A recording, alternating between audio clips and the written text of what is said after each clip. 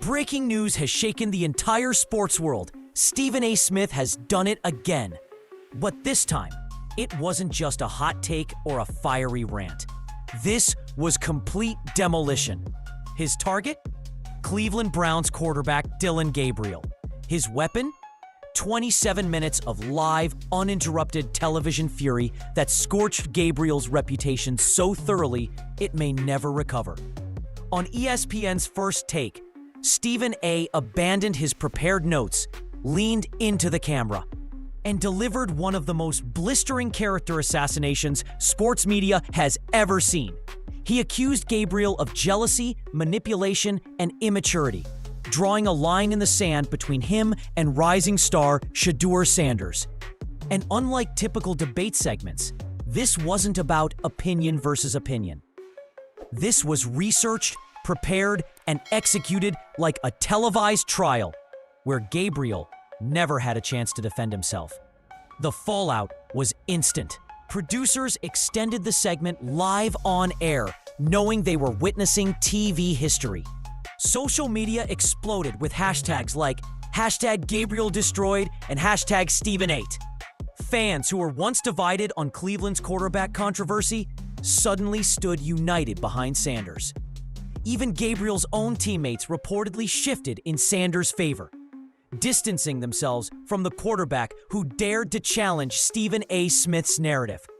But here's the truth. This wasn't random. Smith's eruption wasn't just a moment of passion. It was months in the making.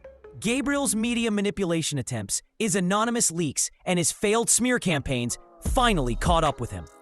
And when Stephen A. pounced, it wasn't just to defend Sanders. It was to send a warning to every player in the league. This was bigger than football. This was a cultural reckoning, a career-shattering moment, and proof that one man's voice in sports media can still make or break legacies. Tuesday morning was supposed to be business as usual at ESPN. The First Take crew had a lineup of standard debates, playoff predictions, early training camp surprises, and the usual banter. But the second the cameras rolled, something felt different. Stephen A. Smith was visibly agitated, pacing slightly, his notes untouched on the desk. And then, without warning, he abandoned the script entirely. What followed was 27 uninterrupted minutes that would change Dillon Gabriel's career forever. Smith's eyes locked on the camera lens, his tone sharp, his delivery surgical. Dillon Gabriel has completely lost his mind if he thinks he can disrespect Shedeur Sanders and this Cleveland Browns organization without consequences. The studio fell silent. Even the production assistants, usually shuffling papers and adjusting lights, froze in place. Everyone realized they were watching history unfold. Smith's rant wasn't the typical fiery outburst fans had come to expect. This was calculated destruction. He hammered Gabriel for his tantrums, his entitlement, and his jealousy. Each sentence built on the last, his cadence accelerating like a prosecutor delivering closing arguments. Sources inside ESPN later admitted producers frantically extended the segment in real time, recognizing that they were capturing pure television gold. For Gabriel, the timing could not have been worse. The Browns were riding high after their most promising training camp in decades. Season ticket sales were soaring. Sanders' merchandise was outselling nearly every other quarterback in the league, and national media had descended on Cleveland with rare optimism. Gabriel's attempt to stir doubt with anonymous leaks landed like a grenade in the middle of all that momentum, and Stephen A. wasn't about to let him off easy. By the time Smith finished, the narrative was set. Gabriel wasn't a misunderstood competitor fighting for his shot. He was a petty distraction standing in the way of progress. And the NFL world was about to pile on. The root of Stephen A. Smith's fury wasn't just Gabriel's attitude on the field. It was his latest stunt off of it. On Monday night, whispers began circulating through Cleveland sports media. Anonymous sources claimed that the Browns coaching staff questioned Shedeur Sanders' readiness, suggested favoritism in the organization, and even hinted at internal bias. The timing, the language, the pattern. It didn't take a detective to trace the fingerprints back to Gabriel's camp.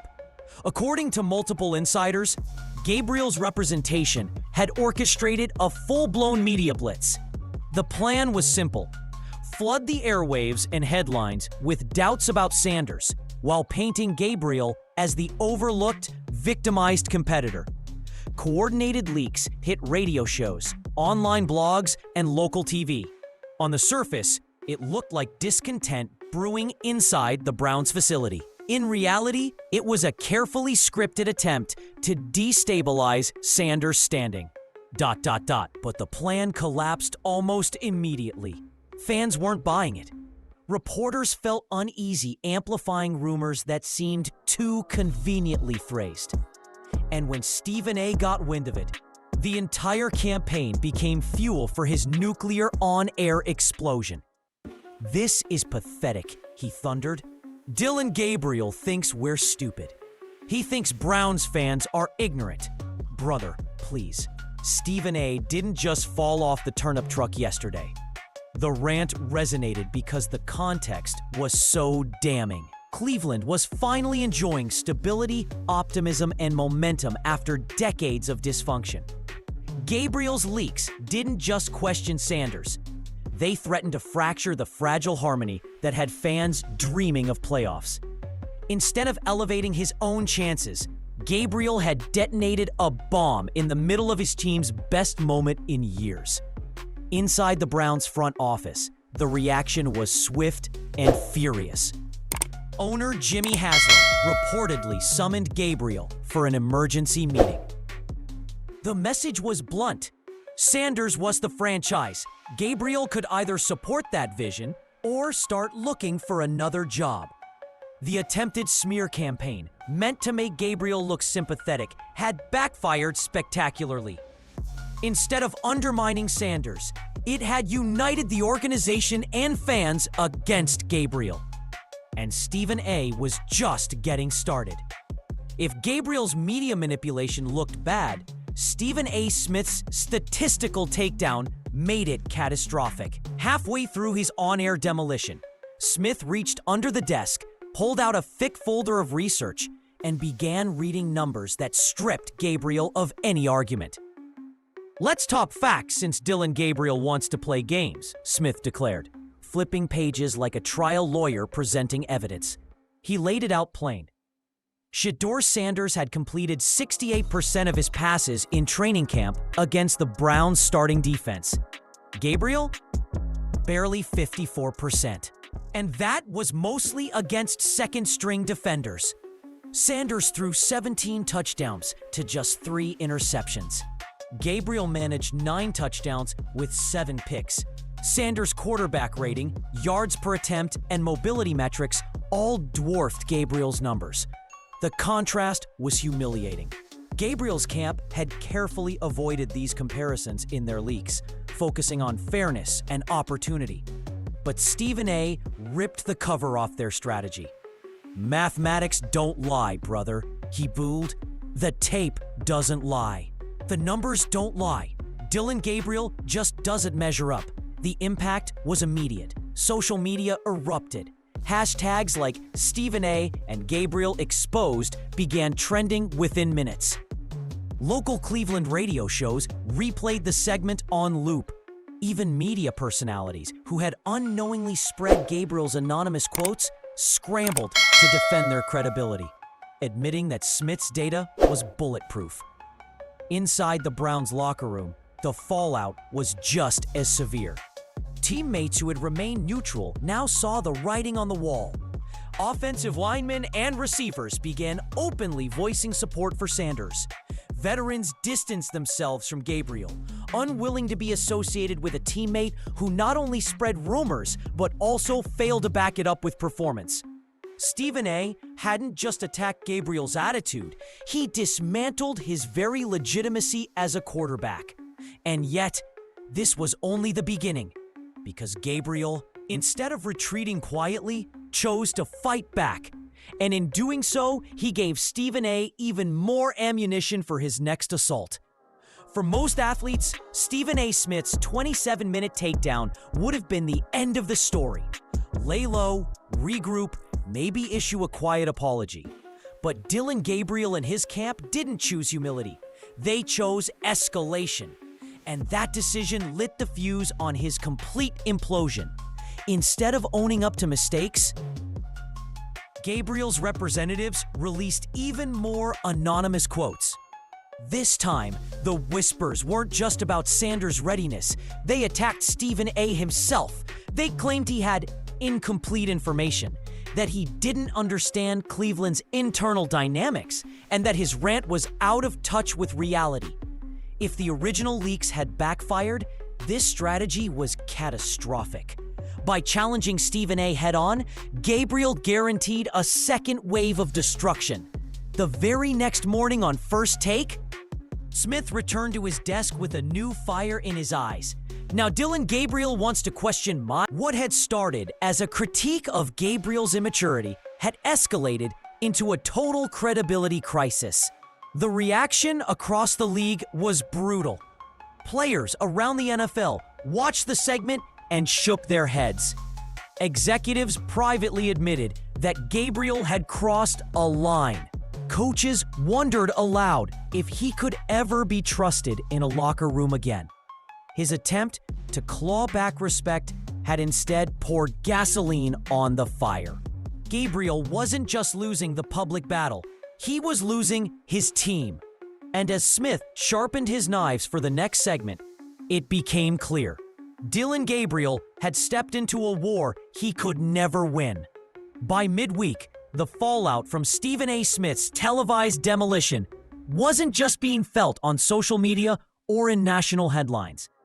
It was hitting the Browns' locker room directly.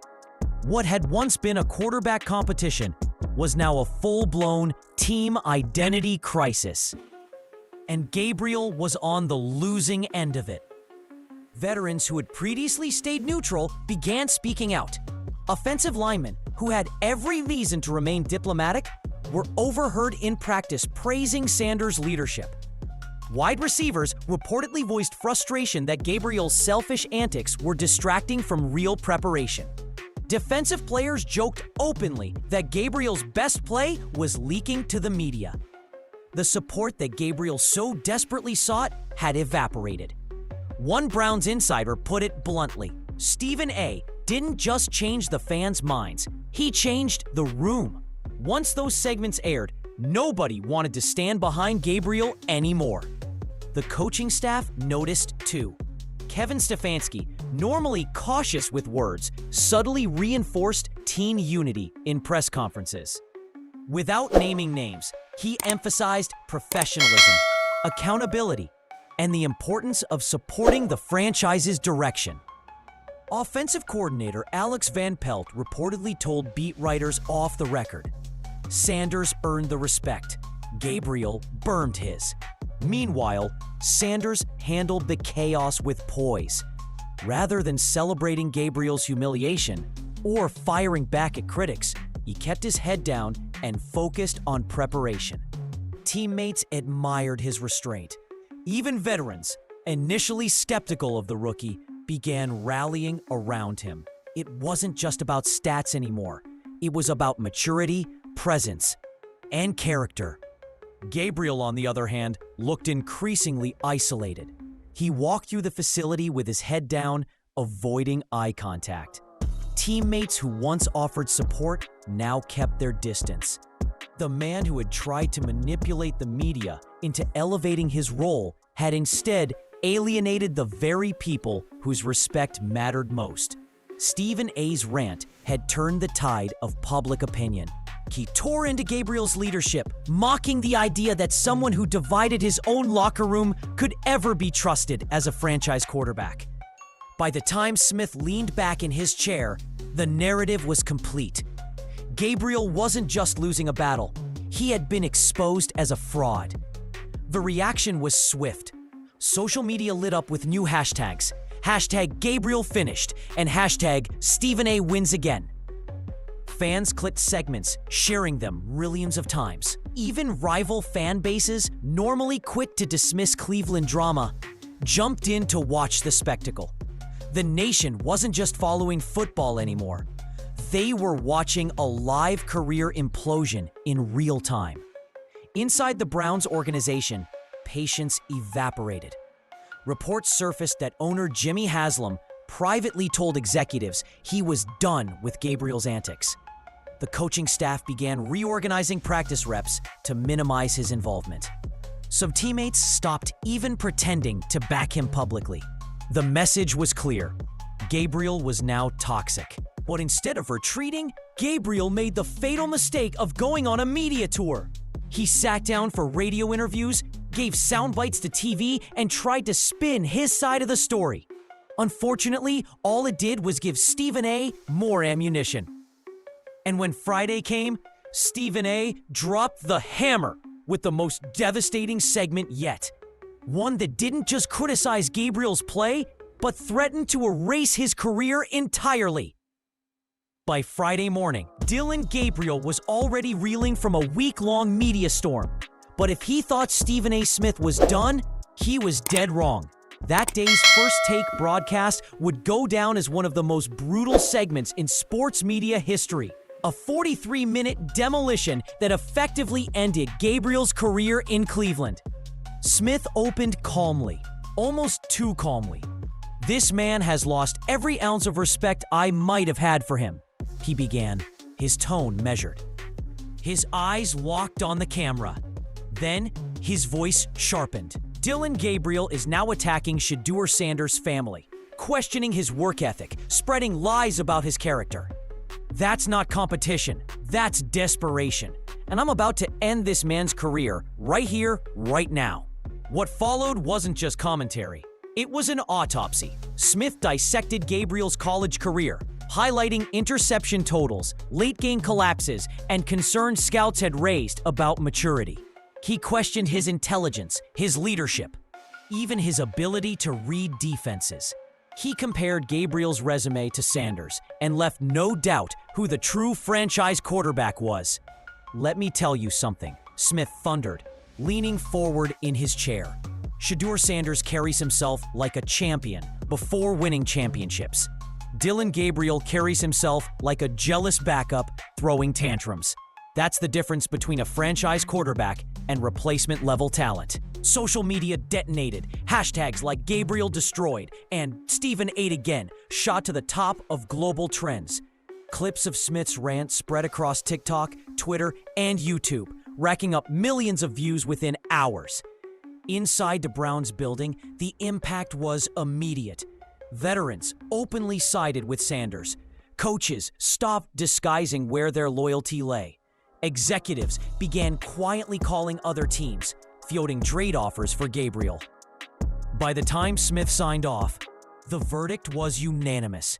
Gabriel wasn't just a backup quarterback anymore. He was a liability, and the Browns had no choice but to move on. The reverberations from Stephen A. Smith's week-long tirade didn't stop in Cleveland.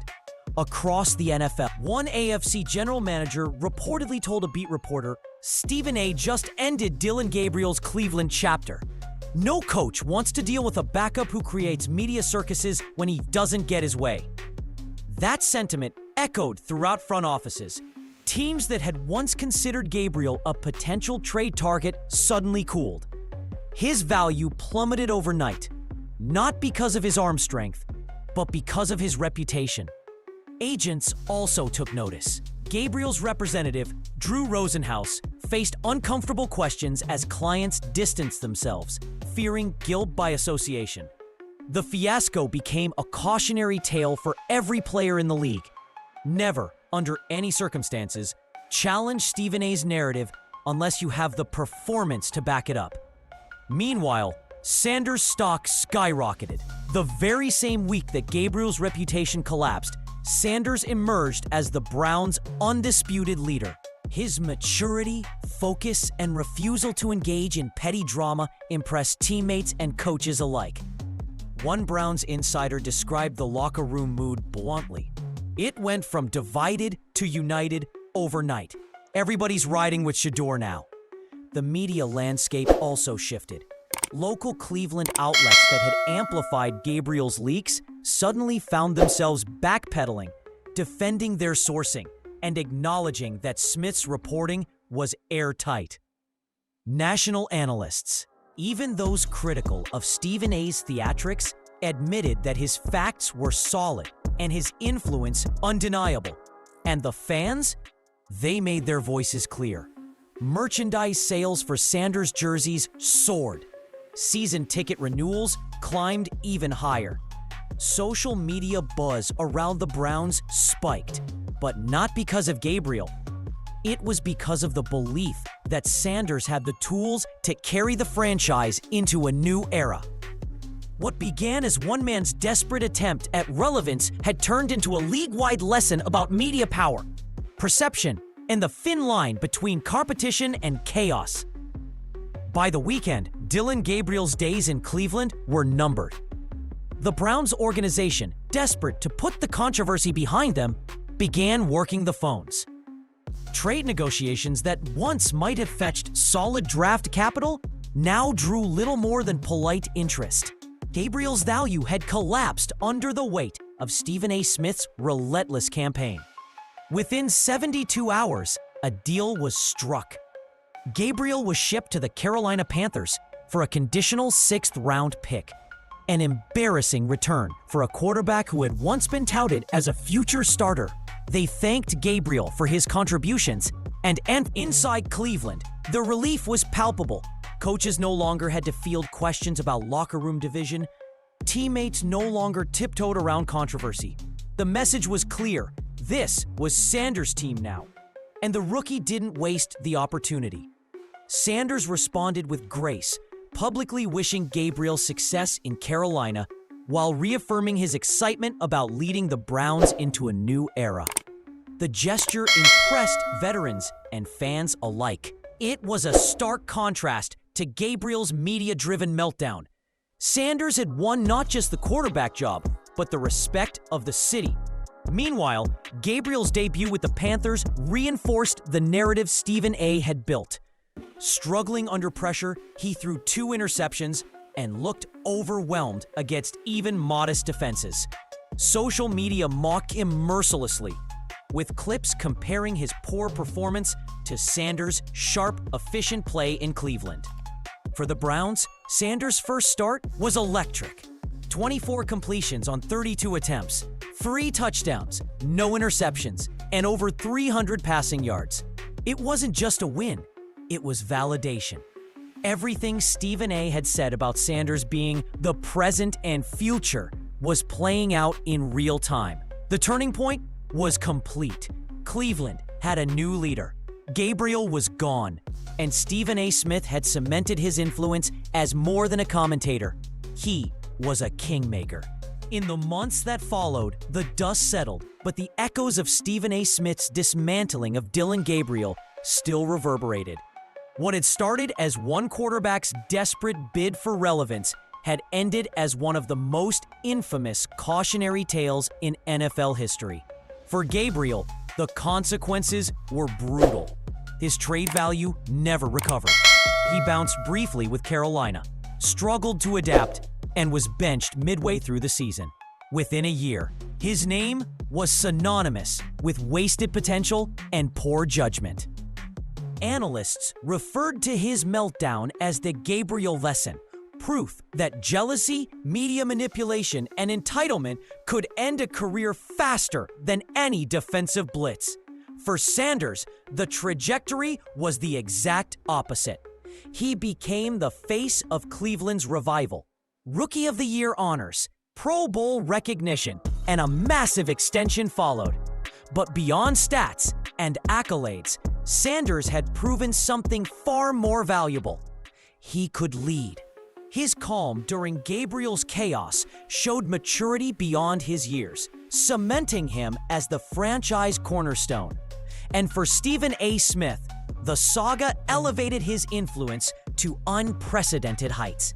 No longer just a commentator. He was now recognized as a force capable of shaping reputations and altering careers, with the wider NFL also learned.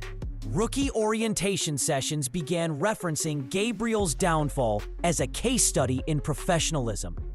Agents warned their clients not to play games with anonymous leaks, and fans, always hungry for drama, remembered Gabriel not for his throws, but for his implosion under Stephen A's glare. Years later, the story still resonated. Smith's monologues became legendary, Sanders became a star, and Gabriel faded into obscurity. One man's arrogance had met another man's microphone, and only one legacy survived. Because in the end, the lesson was simple. You don't go to war with Stephen A. Smith unless you're ready to lose everything.